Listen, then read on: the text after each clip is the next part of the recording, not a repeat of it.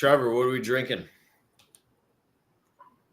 We are drinking Stranahan's, and welcome to the call, everyone. Thank you for joining us for the June edition of the Eureka Whiskey Club, featuring Stranahan's, Rocky Mountain Stranahan's single malt whiskey. We got a great barrel pick from Stranahan's tonight, cast strength barrel pick, which we're super excited to dive into, and joined by a couple wonderful gentlemen from Stranahan's. Before we get started with the call and introduce our esteemed guests, just some housekeeping as normal. We just came off our Weller Foolproof sale. So I know some restaurants may still have some bottles lingering, but I know a lot are sold out. So if you are interested in that, I know there was a reminder that went out via email today. My recommendation is just to call the restaurant where you pick up, see if any bottles are left. But obviously, that went quick. So thank you to everyone, and congrats to everyone that picked up a bottle. Tonight, again, like you said, we are joined by Stranahan's. We're going to be tasting our pick. I've actually put a pretty good dent into this pick already. Really, really enjoyed this whiskey. We'll get into that. We have a couple prizes to give away as normal. I believe we are broadcasting on, as normal, we're broadcasting on Facebook and YouTube.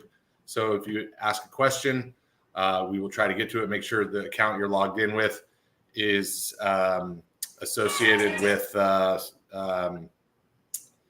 your membership. Sorry, I'm distracted because we're trying to go live on Instagram tonight, and I'm not sure if that's going. But if you're watching on Instagram, welcome. It's going to be our first Instagram live, but it looks like some technical difficulties in the background we're working on. But most of you should be watching on Facebook and YouTube. Anyways, semantics.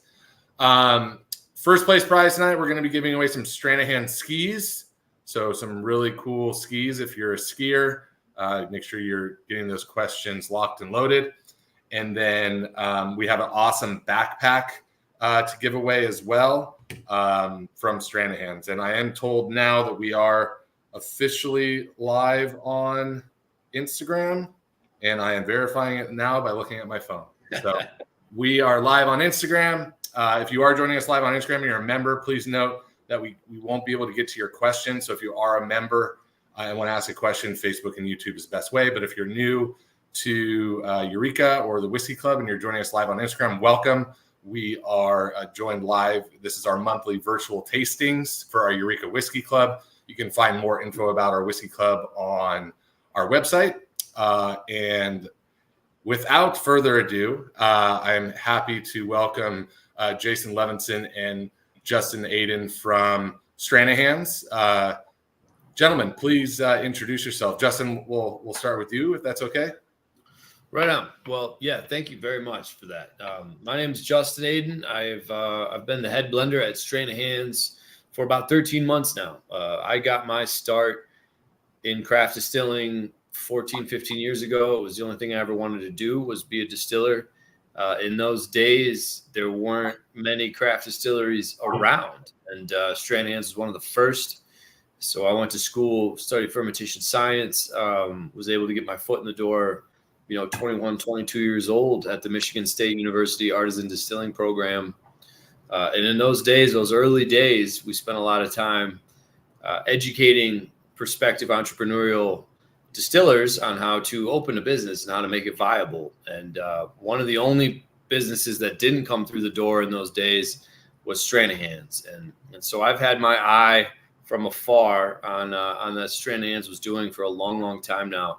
And when the opportunity presented itself to become the first ever head blender for a company I've respected deeply for basically 15, 20 years now, presented itself, I threw my hat in the ring.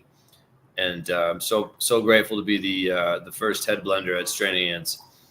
My compatriot here, Jason Levinson, is known as a whiskey educator. He does a lot more than that. He helps me a lot with liquid development. So he's so much more than just knowledgeable base on all things Stranahan's. And I'll turn it over to him. Yeah, thanks, Justin. So I started at the distillery as a tour guide, and it was really Stranahan's was my first, jump into the world of whiskey as a career. I liked it getting out of college, high school, maybe a little younger than that, but my first step into it was really with Stranahan's, and that was such a good starting ground to grow my own knowledge. So I've only been in the industry now for 3 years, but I was tour guide there for a year. Then I started distilling, and then I got moved into this role, which is a bit of a combo role of private events, marketing, and like Justin said, I also like nerding out with him and working more on the development side as well. So a bit of all hats, but it's quite a fun place to be. So Justin, as the head blender, is there a master distiller that you work in tandem with, or I guess what are those roles at Stranahan's? And I'm seeing a laugh here, so I'm assuming there's a story behind it. No, that's a phenomenal question, and it's one that I love. It's a developing question, I think, nationwide and industry-wide. What is the difference between a head blender, a master blender, a head distiller, a master distiller? I've spent the first 14 plus years of my career as a head distiller, right, and a head blender, and I've done it all. Made vodka, made gin, clear spirits, brown spirits. What always resonated with me as a whiskey lover in my private life is the blending aspect of production. So to answer your question about Stranahan specifically, after a string of high-profile distillers who have gone on to some incredibly successful roles, most recently Owen Martin as the master distiller of Angel's Envy, I think Stranahan's, as 20 years in, said, you know what, let's maybe re-examine this. Stranahan's is a unique case in a lot of ways in that we make one recipe and one recipe only, right? 100% malted barley whiskey. It's all we've ever done. It's all we ever will do.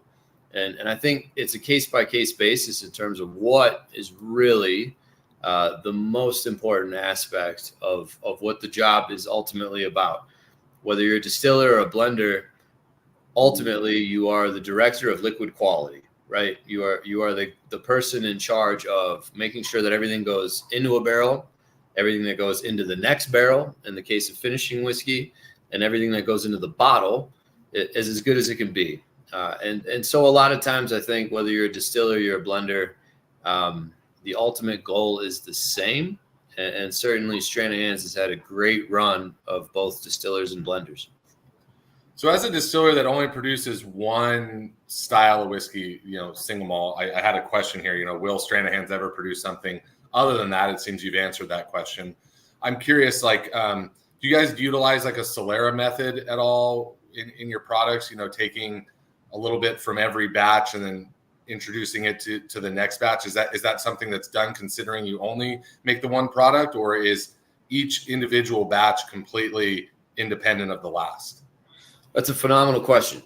In the case of our, what I kind of call our flagship product, what we call Blue Peak, I refer to it as a modified Solara process. So we take the essence, the spirit of what a Solara process is all about, but we kind of scale it up in a more practical level, right? When you're not dealing with a Criadera levels of different, and a lot of times sherry finished barrels, we scaled that up to what we call a fooder level. So we have 6 different fooders in our facility in Denver, Colorado, 3,200 gallons down to 1,600 gallons. And essentially the idea of it, or the spirit of it, is the same. Never completely enter a tank. For those whiskey fans at home who might have heard of an infinity bottle, we do that, but on a tens of thousands of gallon scale, right? So we have this infinity living, breathing blend that I get to play with all of the time. And what really matters, what that translates to the consumer, is that in real time, I can tweak as a batch sits. I can decide, it needs a little more aroma. I can make it a little sweeter. I can tone down the finish a little bit. And then we bottle a little bit, and then I'll go back to adding barrels that I think meet the criteria to make it as beautiful as possible.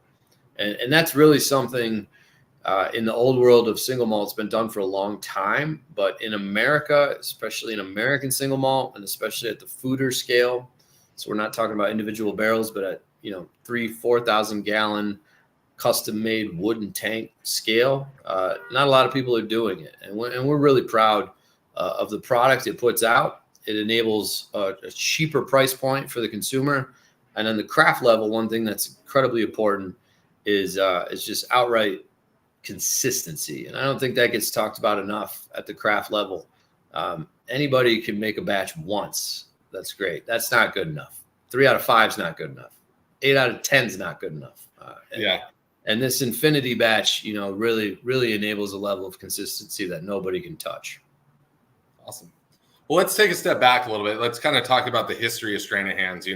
Maybe Jason, this would be, I'm sure you've talked about this many times on the beginning of your career hosting tours. Just a few. Talk to us about, where Strain of Hands started. I'm trying to step in front of this glare here in my bar. Talk a little bit about how Strain of Hands started, kind of the history that, we talked about the owner being in his 70s now, pre-call. So give us a little background on the brand itself. Yeah. So the story I think that Strain of Hands has is one of the more fun stories that I've heard in a long time with, craft spirits. But it all started with a guy named Jesker. Jess Graber was this cowboy that lived out in Kansas City, Missouri. And in the 70s, he decided to move to Colorado. He moved to Boulder first. And those of you that have been to Boulder, he found out pretty quickly that Boulder was not the mountain town that he was dreaming of when he moved here to Colorado. So he pretty quickly actually moved to this town called Woody Creek, Colorado, which is a small farm community outside of Aspen.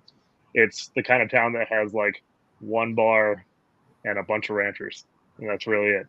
And he started a construction company. He had a ranch, and he was also a volunteer firefighter for the Aspen Fire Department.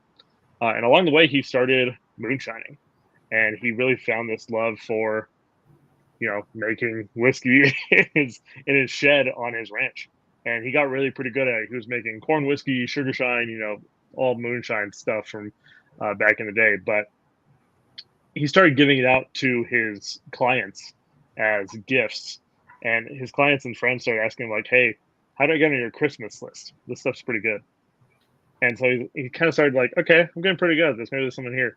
One night, there was a barn fire at this neighboring ranch called Flying Dog Ranch. He got there, he looked up on the hill, and he saw this barn burning down to the ground, flames everywhere. And he saw this guy frantically throwing these 53-gallon barrels down the hill, full-size barrels, right? So he's throwing these down the hill in this adrenaline rage. And Jess is watching this from down there, and he's a whiskey guy, so he knows, okay, whatever's in those barrels must be important, right? The barn doesn't matter. So he runs in, right? Say again? So more flammable, right? Yeah, that too. Yeah, you get those out of there, it's probably safer for the barn, but the barn ended up burning down. They saved the majority of the barrels. And after they were cleaning up, kind of stamping out the rest of the fire, the owner of the barn and the barrels, who was George Stranahan, went over to Jess, shook his hand, and said, hey, thank you so much for helping me out. These barrels were really important to me. They're actually an experiment that I was working on, aging some beer. And I'd love to give you one as a thank you. 53 gallons of beer, not a bad thank you, right? That's some small town country kind of stuff. But he takes that 53 gallons of beer, he goes home, he puts it in the still, distills it, ends up being the best moonshine he's ever had. And he goes back to George and says, George, this is the best thing I've ever made. What was this beer that you gave me? He's like, oh, it's 100% malted barley beer that I've been working on. And we've been aging it kind of to see what happens. And he has this light bulb of, oh, the Scots use 100% malted barley. Yeah. Maybe there's something there. Maybe I can do this kind of Scottish distillate, maybe in an American way. So he makes some more of it. He goes back to George and says, George, you have this brewery. George, by the way, I didn't mention, he owned Flying Dog Beer, and he started that brewery back in the 80s. Those of you on the East Coast are probably familiar, or those have been in Colorado. Right? Yep, they're in Maryland now. But that started here in Colorado back in the 80s. So the beer that he was given was Flying Dog. And so he goes back to him and says, I know you have this brewery. You've kind of nailed that down. Have you ever thought about opening a distillery? He says, no, I got enough things going on. Time passes. They're drinking one night at the bar, which is the Woody Creek Tavern. And he tries again. He says, George, come on, we have to do this. But what if we took your last name, we slap it on the bottle, and we call it Stranahan's? And George says, that's not a bad idea. And so they decided to go into business together. He played to his audience for sure. He did, yeah. He played to his audience, and they decided to go into business together. That was finally in 2004. So when they first started talking, that fire, I think, was in the late 80s. And then it took some time to convince them. They started really talking about it in kind of the late 90s. But in 2004, we were the first licensed whiskey distillery in Colorado since Prohibition, which is pretty crazy because now there's 110 licenses to distill in Colorado, all since 2004. I think we were the 7th license, but we were the first whiskey made here in Colorado. But they just moved Jess right next door to Flying Dog, which was downtown by Coors Field. Flying Dog was making the initial wash. They were then pumping it through the roof, over and down into the building next door and distilling it. And then he took that and he said, okay, I'm going to make this 100% malted barley distillate, and I'm going to do it an American way. So he put it into new American white oak barrels, and he let it sit for 2 years. He let that age, and so our first bottle came out in 2006.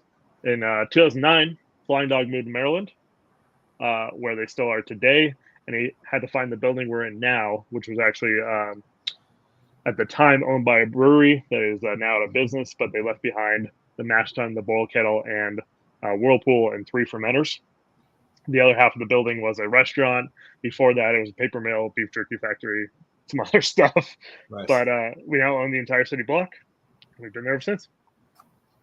So I want to go back to something you said. So obviously there's some similarities here with American single malt versus Scotch. You can't call it Scotch because Scotch has to be made in Scotland.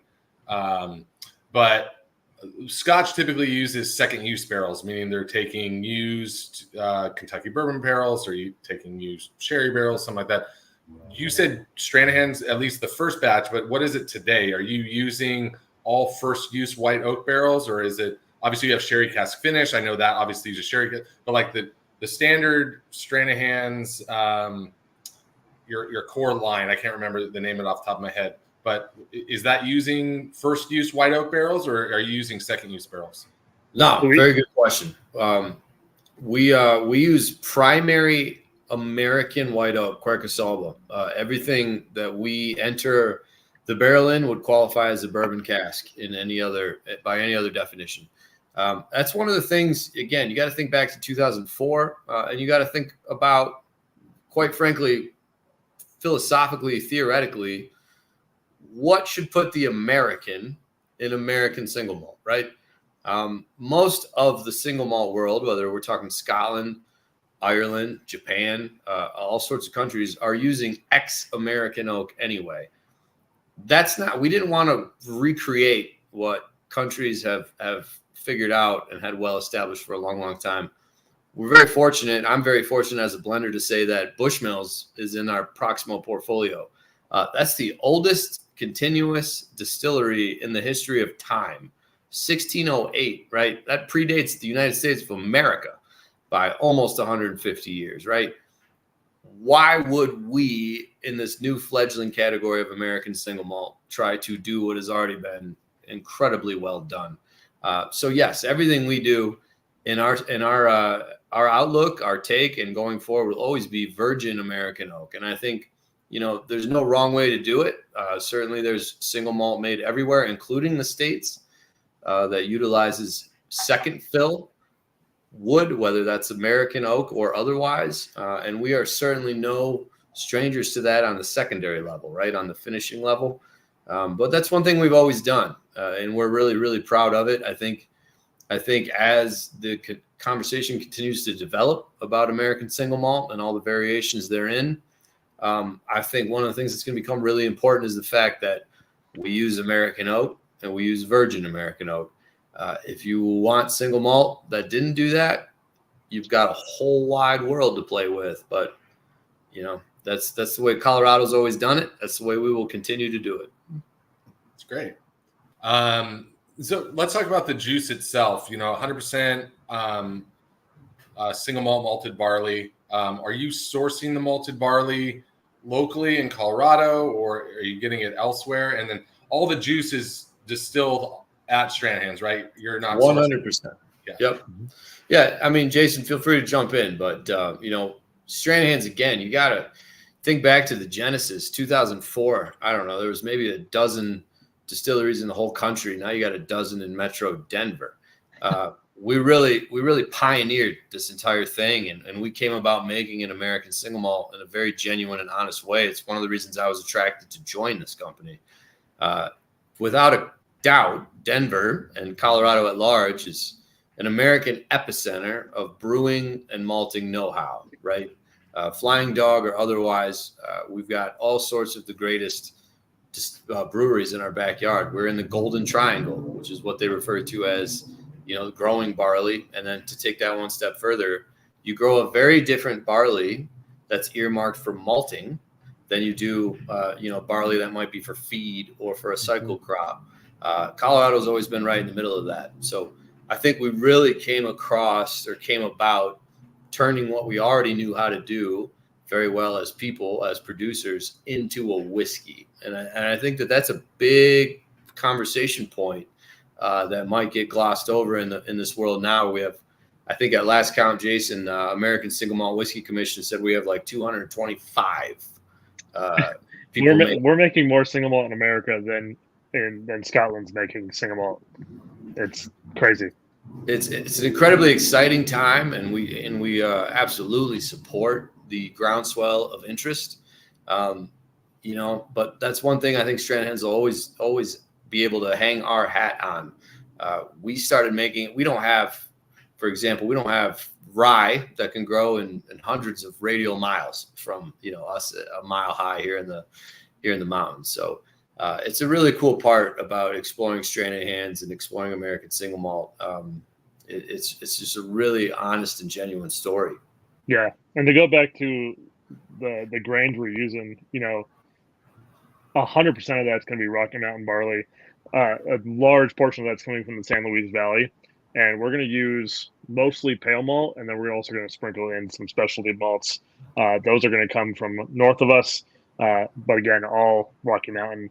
But we're going to use caramel chocolate and black malts just to add in a little bit extra nuance, extra character.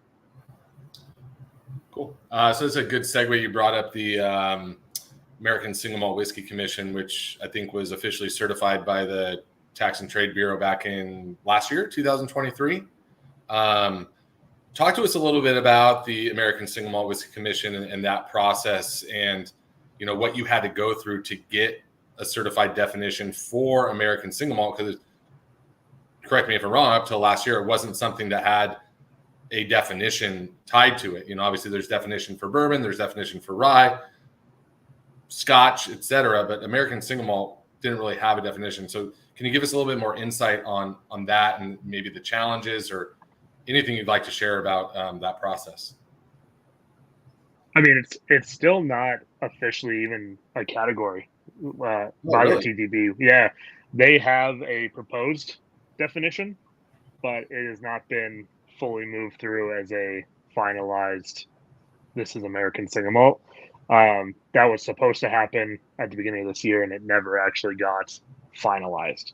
So they put out their proposal, and then it never got the final certification. So as of now, it's still kind of up in the air.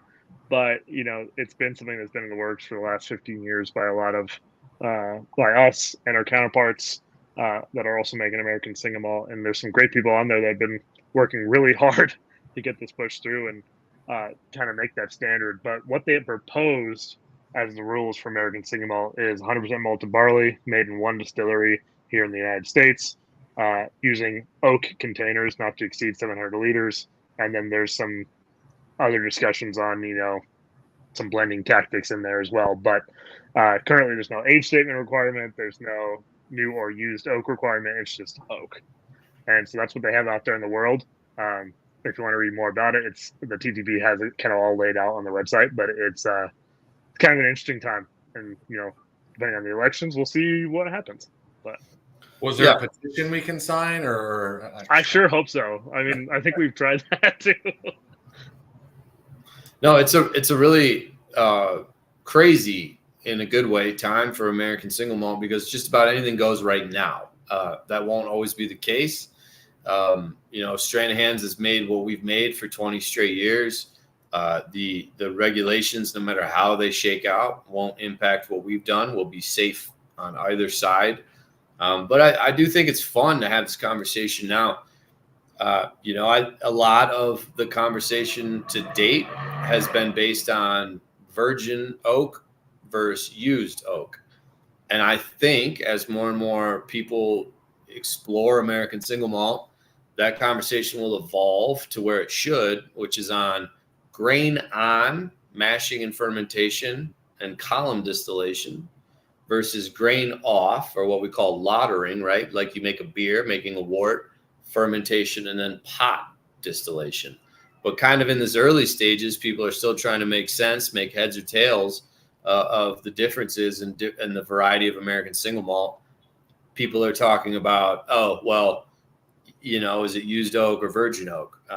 The reality is most single malt in the world uses American oak, almost overwhelmingly at some point in their process, whether it's primary aging or whatever, whether it was used or unused.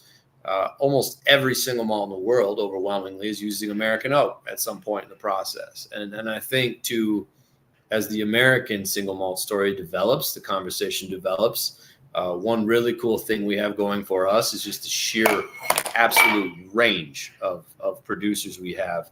And as Kentucky and Tennessee jump on board, they're going to push grain on, grist, column distillation, virgin American, toasted and charred barrels, because that's the way they know how to make bourbon. And they're going to kind of fit their American single malt distillate into a tried and true methodology. So right now, it's just so fun to have this conversation and talk about it while the TTB has not ruled on it yet. And eventually we'll be able to circle back and talk about the nuances of whatever they land on. I think we've touched on it a little bit, but what do you think, like the Gen Pop, like what do you think the biggest misconception of American single malt is, and what are initiatives or what are you guys doing to help educate people either on that misconception or just American single malt in general? I mean, honestly, I think it's still the biggest push for us is even just general knowledge about the category even being a thing. I think a lot of time we're just having a conversation of, we're not bourbon, we're not rye, we're not Scotch, we're this new thing called American single malt. So I won't even say that I run into a lot of misconceptions out there about it.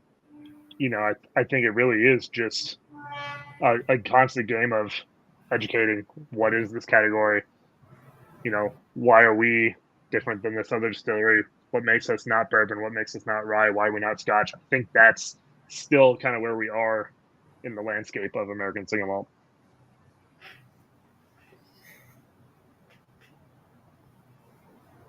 Justin? No, I think most whiskey drinkers, American or abroad, have some understanding of single malt, right? You understand bourbon's 51% corn, rye's 51% rye. But the concept of 100% malted barley is maybe understood, but not totally explored. Within that, you have so many avenues, so many ways you can go. A lot of the times when Americans are shocked to see single malt that's 25, 30 years old, it goes to show the probably virgin fill, right? Those barrels. We are at this amazing point now with American single malt. We have all of this history of our own distilling tradition. We have all of this access to resource and data of international single malt distilling. And I think what we come up to right now kind of coincides with the teenage evolution, so to speak, of American craft whiskey. So if you look at the craft movement in the United States, it's only really 15 or 20 years old. There's no doubt about that. It's very much a teenager. As much as a lot of my compatriots want to tell you that they're masters of their craft, they're not. They're just not. And I know that, speaking again, referencing Bushmills, 1608. And they've only had a handful of masters in their entire career. So you have a lot of interesting things coming together at once, a lot of interesting conversations and narratives coming together at once. And I don't know ultimately what American single malt will come to be known for. I just know that Strain of Hands is the most authentic example. I cannot stress enough how impossible of an idea it was in 2004 to open a craft distillery at a time when nobody understood what a micro distillery was, to furthermore do that in the heart of a metropolis. It's not easy to do, not 20 miles outside of town in the industrial district. And then to only make whiskey, right? So no vodka, no gin. It has a very rapid return on investment. You could bottle it within a week. And then furthermore, if that's not enough, to make this thing called single malt, which Americans had not heard of whatsoever. So to do all four of those things 20 years ago, if Strain of Hands isn't at the top of the conversation, not just in American single malt, but also in terms of importance in the greater dialogue about American whiskey creation after Kentucky and Tennessee, I think you'd be very hard pressed to come up with a distillery, American whiskey distillery, that had more impact than Strain of Hands has. So it's just an incredibly exciting time for us to see everything we've been toiling over for 20 years kind of get its moment in the spotlight. And also, we take a lot of pride just carrying that torch, carrying that banner for an entire category. I love it. Well, let's get into tasting. So everyone, if you're a member, you got a tasting card this month. If you're joining us on Instagram and you're interested in becoming a member, you can check out our website. But like I said before, I made a pretty good dent in this bottle already. It was one of my favorite. I like all our picks. I mean, I pick them. So, but this is, we do a lot of bourbon, some rye here and there, but we usually only do about one single malt a year. So I think as we taste this, either one of you gentlemen, you touch on this, like a lot of our members are bourbon drinkers. And I think the American palate is kind of strays towards bourbon. What would you tell a bourbon drinker about Strain of Hands? This is a cask strength release of the single malt. What would you say to a bourbon drinker to kind of give them some advice in getting into American single malt, and why you think they would enjoy it, compared to the bourbon that they normally drink? And I've already sipped a little, and I'll pour a little bit. But long question, but I have as always, to our members, if you are drinking with us tonight, feel free to comment the bottle. I am drinking barrel number 180675. I believe we selected 6 barrels. So comment in YouTube, Facebook, Instagram, wherever you're at, what barrel you're tasting, what you get on the nose, what you get on the palate, the finish. As always, you have my notes here. And as these gentlemen are asking that question or answering that question, I'm going to sip and I'll share some of my tasting notes. And Justin, Jason, feel free to share some of your notes as well. Go ahead, bro. I've had the fun responsibility of pulling a lot of 18s and tasting a lot of 18s. It's kind of been a project we've been working on a lot, is really hunting down the best barrels to get out to you guys to taste. And those 18s are kind of our prime target right now. It's a really fun year. I mean, there's a lot of diversity in those 18s. And I don't think everyone has an 18 in this group. I think there's a couple other ages that 18. Yeah, I think I have some of the samples that I chose from. I have a 17. 19, I have a 17, and then I think I only got 4 here. I think I may have drank the other ones, but I got 2 18s, a 17, and then the big bottle's an 18. Nice, yeah. So the 18, what I love about the 18, it's going to be right about our 5-year mark. I think that's really a nice balance year for us, where we get a lot of distillate character. From our distillate, we get a lot of bright fruits. I get almost a grappa or a wine note from that.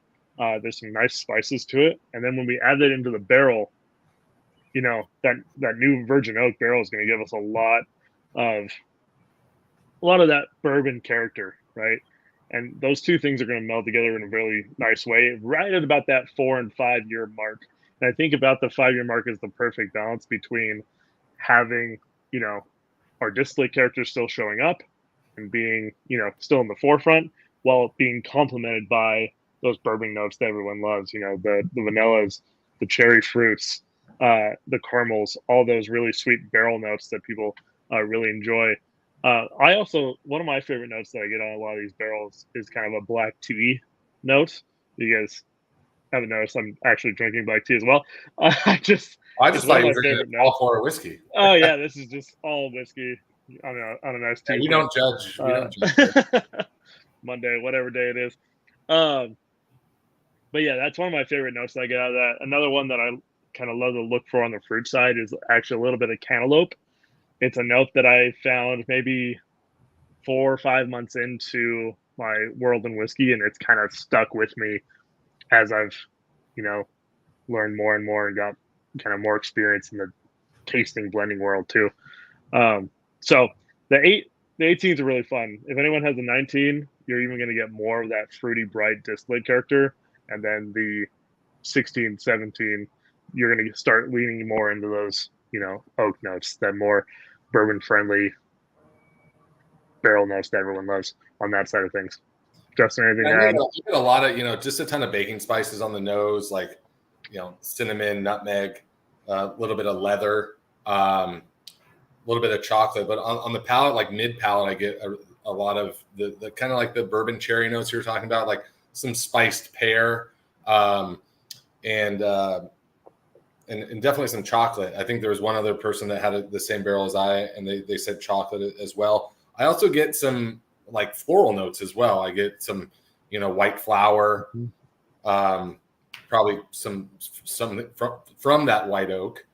But it's actually quite nice. On mine, our flavor scale here, I have it more towards the grain. I think that single malt definitely shines out. I have it more floral and fruity.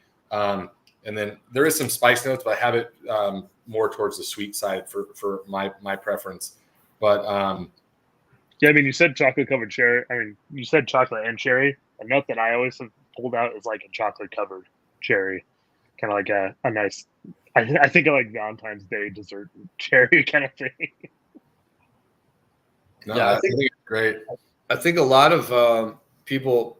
It was a great question, especially with American consumers. I'm a bourbon fan. I think we all are. I think there's no such thing as a whiskey fan who doesn't love bourbon, doesn't love single malt at some point in their journey. I think a lot of American drinkers who start, on the American side in bourbon and rye are surprised to find out how fruity malt actually is, right? So we're so conditioned to think of baking spices and cereal flavors when we think of bourbon and rye, that fruity notes, whether it's pear, apple, cantaloupe, apricot, peach, we almost think of those as youthful notes when it comes to bourbon and rye. The fact of the matter is that is what malt distillate tastes like, and the longer you age single malt, the further you get away from those base flavors.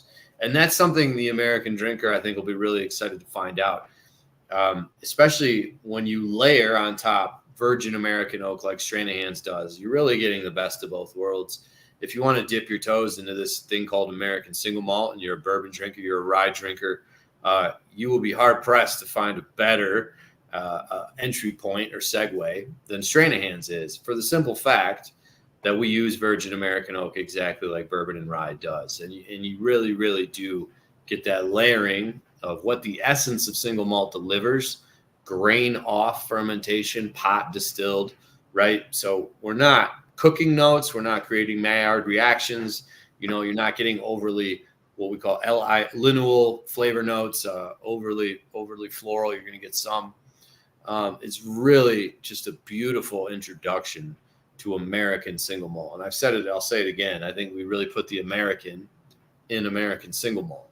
And I think it's an amazing whole new world for people that love bourbon and rye, such as myself, to really see what happens when you take the know-how of malting and barley and you layer that on top of what Americans also know how to do phenomenally well, which is have these beautiful old oak forests, create beautiful barrels, and age it in our wonderful climate. So that would be my answer is I don't think you have a better introduction to American single malt than Stranahan's if you are a bourbon or rye drinker. Yeah, no, Jason and I were speaking prior to the call, and I said something very similar. I think it's a perfect segue for the bourbon. If you typically drink bourbons and you're new to single malts, you haven't had a lot of American single malts, this is a great segue. And part of the reason why we chose you to be featured in the club and why we have you guys on our menu, we like Stranahan's a lot. So we're going to transition to our song choices for the month. So if you're here, something fun we like to do every month is we like to all pick songs that kind of remind us of the whiskey or something we like to listen to when we're drinking whiskey. It can be something on the nose with whiskey in the name. It can be just, hey, I like this song right now and I like drinking whiskey listening to it. So, I'm excited to hear Jason's answer. I threw a wild curveball. You said a whole new world. You said a whole new world, Justin. So I don't know if you're choosing an Aladdin song or. Great song. Yeah, just quickly tell us about your song, why you chose it, why you like the artist, or why you think the song and the whiskey go well together, and then we'll move into our Q&A section from our audience. Go ahead, Jason. Take it away. Okay. Yeah, I think this is. I don't think any other whiskey club. I don't think you've ever been asked this question before. Love it. No, definitely not. So my guy is Ren. Picked a song called Humble. Lyrics speak to me a little bit. Ren's been a guy Justin knows I've been obsessed with for the last year. He's a British. He looks like Cillian Murphy, that guy, right? Kinda, yeah. Actually, he does. He really does. But yeah, I've been just kind of obsessed with him. He's a fantastic artist. I love music. Depending on my day, I might go punk, rap, jazz, country. It's all over the place. When me and Justin are blending and tasting samples, you should hear the music that Justin throws on. Actually, you probably will, but it's a wide range. So this is just what I chose for this one. I love it. If you guys go listen to Ren, he's awesome. Yeah, we have a playlist on Spotify. So if anybody's interested in following our playlist on Spotify, it's a Eureka Whiskey Club, and you can listen to all the music that's been chosen by myself and all our guests. But Justin, go ahead. What's your pick? I'll never separate whiskey drinking from the blues. I grew up in the Midwest, in Michigan and Detroit, and Chicago blues, specifically electric blues. I can't tell you the story of my whiskey drinking or making career without blues on in the background. So I think one of my favorite things about blues as a fan, not just as a whiskey maker, is that it really makes you feel something, right? It engages another sense. It almost, takes you to another place. And I think that is exactly what you try to do when you blend a whiskey. Anybody can do color, aroma, and flavor. That's elementary school. If you engage that fourth sense and you induce a feeling, if you can evoke something, that's what it's all about. And I think for me, blues and whiskey's always gone hand in hand for that reason. And what was the song, dude? I think I picked a fun one by Junior Wells and the Chicago Blues Band. He did this one-off album. A lot of famous blues musicians are on it, but I always called that song "Ooh Wee," but it's called "In the Wee Wee Hours." And I think I've always loved that too, because anybody that loves whiskey might have stayed up too late drinking one. And, yes, you get to those wee hours. Nice. Really quickly, my song. I'm when I'm drinking whiskey, I either want to punch a wall, I want to dance, or I want to sneak into a chair. So this month's pick is more punch the wall, kind of just amped up. And it's a band called 4 Years Strong, and it's a song called Uncooked. And it just it's got a good angsty vibe to it. And I think three different avenues here. So go check out the playlist. All right, guys, we are going to get into our Q&A from the audience. And we will, as I broke down, I'll ask the questions. Either one of you wants to answer. Let's try to keep the answers just to a few minutes so we can get to as many questions as possible. And then at the end, I'll let Justin pick his favorite, and I'll let Jason pick his favorite. And then we'll choose first and second place. We have a Stranahan ski set to give away tonight for our first place winner. So if you are a skier, That's wild. that's wild. Yeah, it's crazy generous of you guys. So, and then second place is going to get a backpack. So, probably, yeah, let's just go with that. So, without further ado, we'll get into these questions. Tim Moore asks, what experimental cask finishes do you want to see next with Diamond Peak? Well, that's a great question. We always have this pipeline coming down. They start as what we call distillery experimentals at 375 level, exclusively available in Denver. If they're successful, we scale it up to a distillery exclusive 750 mil, only available in Denver. And so we have this really interesting pipeline of innovation that is based off feedback from our fans. So if you follow us at all enough, you'll have a good idea of what might be on the table for our next releases. That said, we always have 2 or 3 going because you never know how long it'll take to really peak and optimize after time in the barrel and its finishing cast. So we have a couple of ideas for 2025. We're waiting to see on which one really shows itself to be superior. If you guys, by the way, don't know the last couple batches of that, the current one that's out, batch 3, just came out. That's going to be a Caribbean rum cast finish. Batch 2 was an extra Añejo tequila cast finish. That one was incredible. They're all really these good. These are only distillery release. These you can only get these in Denver, right? Or some of No, these? so Diamond Peak is nationwide. I believe it's all 50 states. Yeah. Yep. So you should be able to get a hold of it. Caribbean rum one. I gotta. Oh, it's super good. Justin did a great job on that one. And then the batch 1 was a Bushmills cast finish, which I personally am very excited to see that one come back around. Yeah, I loved that one. That one's incredible. They're all really, really incredible. But that Bushmills, I'm a big Bushmills fan as well, so that one spoke to me. Awesome. Tom Anderson wants to know what challenges of distilling do you have at Denver's elevation? That's a wonderful question. I don't know so much if it's a challenge as it is a unique trait. It is a little bit hard to make whiskey here. Primarily, I think people are surprised to hear this.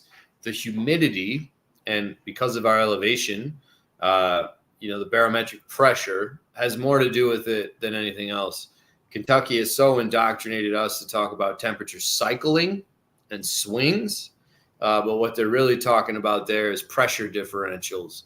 The uniqueness that we have in this climate is that because we have almost no ambient humidity for the most part, our angel share overwhelmingly consists of the the water fraction of the whiskey. Because of that, we fill all of our barrels at 110 proof, which is incredibly low. That's basically prohibition level, right? Nowadays, most of Kentucky's filling at 125 entry, 120 entry proof. After 10 years, we're basically at 125. So it is a very, very unique thing. And again, we put the American single malt. There are really no other single malt producers in the world creating something at a mile high. And we're really proud of that. I wouldn't say that it's necessarily a challenge, but it absolutely is a unique identifier. Cool. Mark Horowitz wants to know the story of the jigger and why there's a jigger on top of the bottle. Yeah, there's 2 stories. There's the marketing story and then Jeff Graber's story, which is both really fun. So the marketing story on this, and it is a true story, is cowboys, when they were riding around, real corks were sealing up their bottles, and in these dry climates, corks shrivel up and fall in, fall out. They don't seal very well when they shrink. So somebody had to come up with a way to seal bottles, and they had usually tin laying around. They'd heat it up, slam it on top of the bottle. It would then, as it cooled, seal down to the bottle, and they could ride around. When they get where they're going, pop it off. They have a glass now, and they heat it back up, pop it back on, and it would shrink and seal the bottle.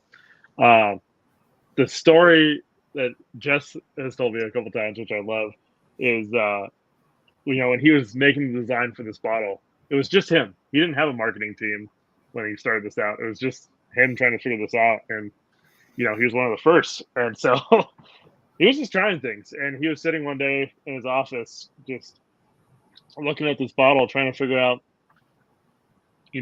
where does this bottle belong on the shelf? And he said, you know what, this is a top shelf whiskey. So how can I make sure this ends up, besides it being really, really good, how can I make sure it ends up on the top shelf? And he said, you know what, I'm going to make it taller. So he slapped on a little cup on top of it. Yeah, It's that's taller like than any an other bottle. inch and a half, huh? Yeah. And it kind of forced me That's to what be I was on the saying top shelf. before the call. I was like, it doesn't fit on my whiskey shelf. There you go. Yeah. I will add one point to that I thought was really cool when I heard the story. It's graduated, right? So you can use that in your home bar to measure cocktails. But that also has a throwback to, cowboy and saloon culture. As Jason said, bottles wouldn't seal well, but you had to travel light.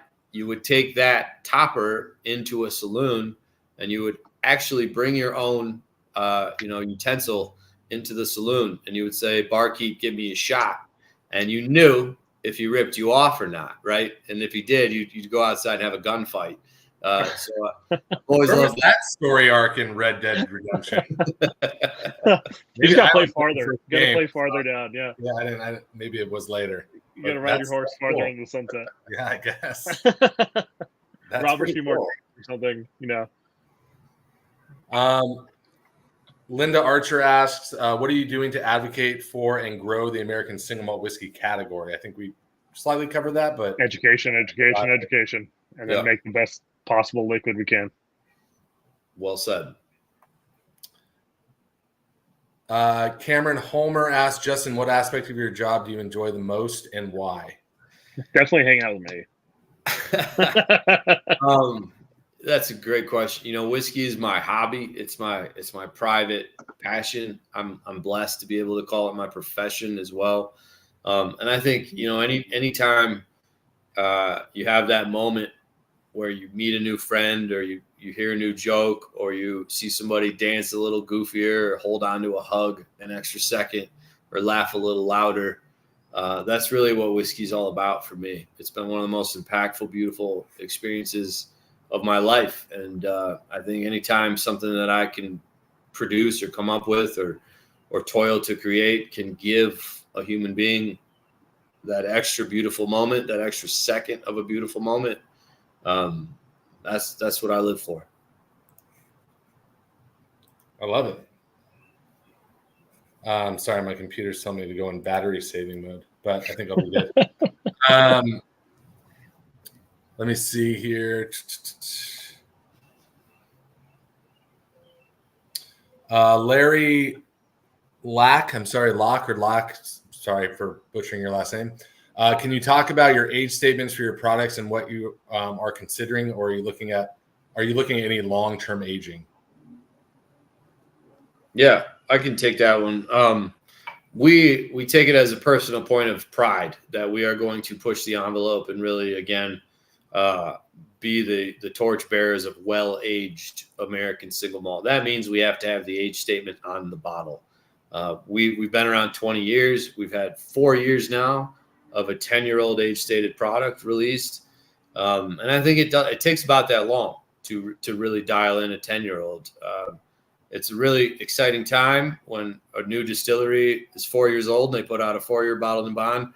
The reality is it takes triple that to be any good at it, and that's just the reality. So we absolutely have imminent plans to put out a 12-year, and you're going to see more and more. I'm not going to divulge exactly what ages, but we're really going to push the envelope in that regard, and be proud of it and see where we can take American single malt. So, it's an exciting time to look into American single malt because you have some of us elder statesmen doing these new and radical things, and you have this chance, unlike anything in American whiskey, where you can really be on that cutting edge as a fan. You can really be one of the pioneers who jumped on board of this new thing. And so I just hope everybody takes a good hard look at it and checks us out. Awesome. Genevieve Wood asks, what releases are you most excited about coming up that you can share with us? All of them. That's a cop-out answer. Come on. We have this really cool thing, and I think it touches back on on an earlier line of questioning, we have this thing called the Blue Peak Barrel Finishing Program. So what we did was we take our flagship Blue Peak. That's our introduction. American single malt. It's priced right. It's about $40, and we finished that whiskey, that American single malt, in some casks, and we're able to deliver that at a really, really digestible price. So we finished some in Kentucky bourbon barrels. We finished some in rye barrels. We finished some in New York bourbon barrels at about 110 proof, which, as I mentioned, is our barrel entry proof. So this invites as many American whiskey drinkers as possible to check out what American single malt's all about. I'm not entirely sure there's ever been an American single malt finished in rye whiskey. And then New York bourbon is a really, really cool style of whiskey. It was 100% grown in New York, 100% aged in New York, 110 proof. So it's one of the only examples of Stranahan's you get to taste at a higher ABV. And it's just a really cool thing. I'm excited about that. And what's fun about that is you can go to your liquor store and they're able to order it in a very, very low case quantity. So we're really trying to make this as inviting and welcoming to the masses to check us out as possible. Awesome. Sorry, I was distracted there because I poured myself a little bit of one of these other ones. I'm looking back. I think some people got this. I poured myself a little bit of 182315. Nice. Although I do love the bottle that I got. That one's super rad. That's like there's so much variation between our same year. Any type of fruit pie in a bottle, the cinnamon, and it just I taste that. You go back and watch the tape as you were talking. I took a sip and I was like, oh. But that one was pretty good. Sorry, I got distracted. Jason, where were you on the fruit pie note, man? Oh, I know. I gotta go eat some fruit pie to get that in my repertoire. Yeah. All right. Sorry. As my wife would say, Trevor, get your ADHD under control. Let me see here. Wade Turner asks, your favorite non-Stranahan's American single malt. I don't know if this question is contentious. I don't want you to. I'll take that. I'm a diehard fan. I mentioned that of whiskey. I gotta say, with all reverence and due respect, I think it touches on a question somebody else has further down. McCarthy's, man. Rest in peace to Steve McCarthy. I think the first single malt they put out was like 96. So far ahead of the curve. An absolutely brilliant man. I was fortunate enough to have some people in my circle that knew him really well. And I'll say that their 6-year-old peated is one of my favorites. And talk about, like, Stranahan's harps on a reflection of your sense of place. One of the few places in America that actually has peat bogs. Kind of an honest reflection of their sense of place when they made their 6-year-old peated American single malt. So all due respect to the godfather of American single malt, Steve McCarthy. Awesome. I'll second that one. I'll ask. I'll be honest with you. I don't know what this question means, but I'll ask it. I'm sure you do. In your production process, what is the job of the high wines versus the low wines? I've been drinking whiskey for a long time. I don't think I've ever heard of that. So Jason can answer this well. High wines refers to essentially nearly finished whiskey. It might not have the heads and tails cuts taken out. Low wine is essentially what you strip off of the fermentation. So you have all the cats and dogs, all the heads and tails. You don't want to drink low wine. High wine is essentially moonshine. It is rectified to a higher percent alcohol, but certainly not delectable. Certainly not what you want to be drinking. And then what specifically did he ask about high wines and low wines? What is the job of high wines versus low wines? I don't know if there is a job between the two. I know what heads, hearts, and tails are. I've just never heard that. Yeah, I mean, low is really just going to be your first distillation. It's going to be your first distillate that you get out. You're going to collect, as much as you can from your wash. You're going to strip out all that alcohol, all the flavor, get as much as you can. For us, that ends up being about an average of 40% alcohol. And then we're going to take that low wine and run it through our spirit stills. And then from there, we're going to make our cuts, get our high wines, and then barrel the hot wines. So I don't know if there's really a correlation between the two. I mean, it's just a refined product as it goes through. It's just kind of, I would say, the low wines is a step in the process, high wines is a step in the process. Got it. All right, we're coming up on an hour here. I do have 2 more questions I'd like to get to. Then we'll choose our favorites, and then we will let everyone go for the evening. Thank you again for your time, gentlemen. I think this is relevant. We haven't talked about water. Obviously, the Rocky Mountains are known for an amazing water source. Rich Martinez asked, does Rocky Mountain water help this whiskey taste so damn good? Absolutely. I added the damn in there. Sorry. No, we use Rocky Mountain water to cut down to the 110 proof that Justin was talking about earlier, and we then from barrel to bottle we specifically use El Dorado water. El Dorado is a spring water just up by Boulder, northwest in the mountains. It's constantly been the top 3 best tasting waters according to a water tasting competition with a bunch of water sommeliers. It's a real thing. It right is. now, second Oh, best. yeah, I know that Martin guy. I've seen his videos. Yeah, I love that guy. But yeah, that's second best tasting water in the world right now. Fiji is number 1. That's number 2, and it's just a great local water for us to use. So we use that, and that you got to remember the whiskey that you're drinking is going to be usually around 50% water or more. So that water that you use is really, really important. Awesome. You guys know Jeff over at Spring 44? In Loveland? Yeah. I do. Yes, I've met him in passing. I don't know him super well. I got to link you guys up. You're the experts, but I've been up here. I've been up to his place and tasted the water out of his spring, and it's pretty phenomenal. Shameless plug. We carry their vodka and their gin at a lot of our locations. I think it's a great product. I will say this. I'm from Michigan, right? We pride ourselves on the best water in the country, right? The Great Lakes State. And I got to say, this stuff out here is incredible. I've made vodka in my career, and a lot of people always ask, what makes a vodka different from another vodka? The reality is it's 60% water by volume, right? If you're drinking 80 proof, 40% ABV, that other 60% is water. But I was absolutely blown away by the quality of water here. That snow melt, whatever, the springs, I don't know what it is. It's legit. So I laughed that I thought there was a Flint, Michigan thing coming in there. Yeah, that's all Michigan water is known for now, unfortunately, is the Flint situation. But we are the Great Lakes State, damn it. I know. Sorry. All right, then last question is, what is your favorite post, Stephanie B, what is your favorite post mountain drink? You got off, if you ski or you snowboard, what's the cocktail you're making with Stranahan's? I'm neat through and through. I really am. Yeah. I'm neat through and through. And I think I mean, if I'm making a cocktail, my favorite to go to is a Sazerac. I love Sazeracs.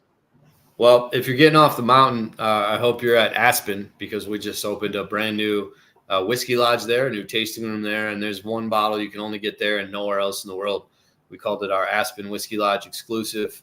It's an 8-year-old Calvados cask finished American single malt. And that's what I'm reaching for every time. And maybe if that bottle's so good. If I got a good bartender, I might employ some sacrilege and have a hot toddy made out of it. Man, I designed that whiskey to kind of have those apple notes and warm your soul up, and that's what I'm going for. Awesome. That's the trick. All right, guys, let's run quickly through the questions here. I'm going to lean in and get really close because my eyes are terrible. And so we got the question about the experimental cast finishes for Diamond Pink, what you want to see next. Question about the elevation in Denver. We got the question about story of the jigger. Question about what are you doing to advocate and grow the American single malt category.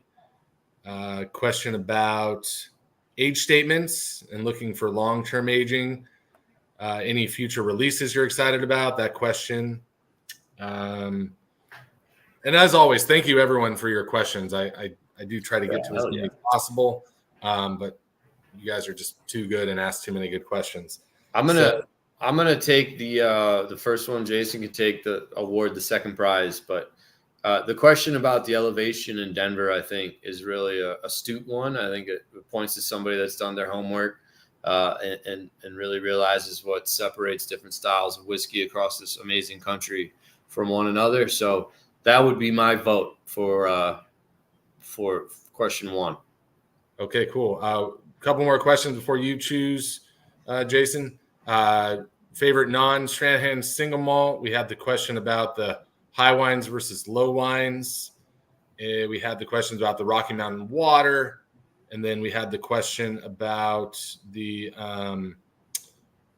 favorite ski once you get off the slopes drink. So Justin chose the elevation question. What do you got?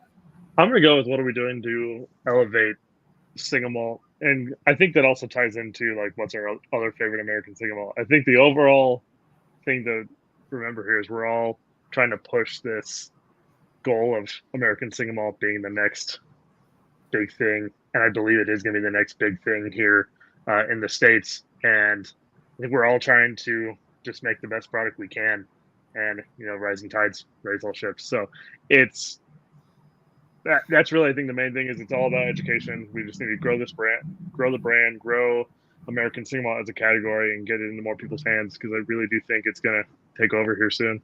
Well, you are the whiskey educator for the brand, so I understand why. It's a bit of my favorite. I talk about it all day long. I'm going to choose the elevation question for the skis, just because it's an elevation question. So I feel like that person should get the skis.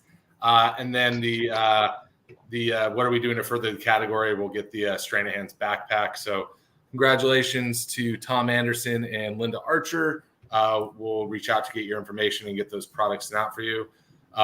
Jason, Justin, can't thank you enough for your time. And as my 3-year-old runs into the room. So look at the timing. You want to say hi?